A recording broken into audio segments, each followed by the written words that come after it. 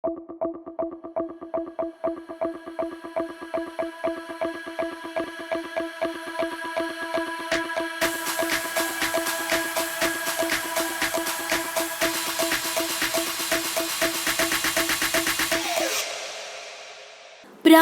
समय की बात है। नर्मदा नदी के तट पर धर्मपुर नाम का एक नगर था। वहाँ विश्वानर नाम के एक ऋषि और उनकी पत्नी शुचिष्मति रहती थी। बहुत समय तक उनकी कोई संतान नहीं हुई। एक दिन शुचिष्मति ने अपने पति से कहा, स्वामी, हमारा भगवान शिवजी के समान पुत्र हो, मेरी ऐसी इच्छा है। पत्नी की इच्छा पूर्ण करने के लिए ऋषि विश्वानर काशी गए। वहां उन्होंने घोर तप के द्वारा भगवान शिव के वीरेश लिंग की आराधना की। एक दिन ऋषि को वीरेश लिंग के मध्य एक बालक दिखाई दिया। उन्होंने बाल रूप धारण किए हुए शिवजी की पूजा की। ऋषि विश्वानर द्वारा की गई भावपूर्ण पूजा से भोलेनाथ प्रसन्न हो गए। भगवान शिव ने उन्हें वरदान दिया कि शुचिष्मति के गर्भ से वे अवतार लेंगे।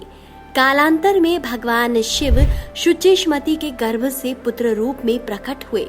पितामह ब्रह्मा जी ने उस बालक का नाम गृहपति रखा। एक बार देवऋषि नारद गृहपति के दर्शन करने आ गए। उन्होंने गृहपति को देखा और ऋषि विश्वानर से कहा, मुनिवर, यह बालक सर्वगुण संपन्न है, किंतु 12 वर्ष की आयु में इसे बिजली अथवा अग्नि द्वारा भय उत्पन्न होगा।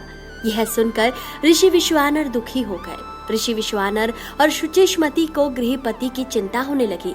अपने माता पिता को चिंतित देखकर बालक गृहपति ने उन्हें समझाया, आप दुखी न हो, मैं भगवान मृत्युंजय की आराधना करके महाकाल को प्रसन्न करूंगा, इसलिए आप लोग निश्चिंत रहे। इसके बाद गृहपति काशी गए और भगवान विश्वनाथ का दर्शन किया। उन्होंने शुभ मुहूर्त पर शिवलिंग की स्थापना की और शंकर जी की आराधना करने लगे। कुछ दिनों के बाद देवराज इंद्र प्रकट हुए। उन्होंने कहा, गृहपति, मैं आपकी आराधना से प्रसन्न हुआ हूँ, कोई वरदान मांगे। परंतु गृहपति ने उनसे कहा, मैं आपसे वरदान की कामना नहीं करूंगा, क्योंकि मेरे वरदायक केवल भगवान शिव ही हैं। यह सुनकर देवराज इंद्र अत्यंत क्रोधित होकर गृहपति पर प्रहार करने आगे बढ़े।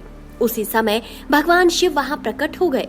भगवान शिव ने बताया, गृहपति, देवराज इंद्रदेव के माध्यम से मैं ही तुम्हारी परीक्षा ले रहा था। तुम उस परीक्षा में सफल हो गए हो। अब तुम पर यमराज का भी प्रभाव नहीं पड़ेगा। तुमने जिस शिवलिंग की स्थापना की है वह अग्निश्वर नाम से प्रसिद्ध होगा। इस शिवलिंग का दर्शन करने से व्यक्ति बिजली और अग्नि से भयभीत और पीड़ित नहीं होगा। तो मित्रों, आपको आज की ये कथा कैसी लगी? अपनी राय कमेंट करके जरूर बताएं। वीडियो अगर पसंद आया है तो इसे महादेव के भक्तों तक अवश्य पहुंचाएं। हर हर महादेव।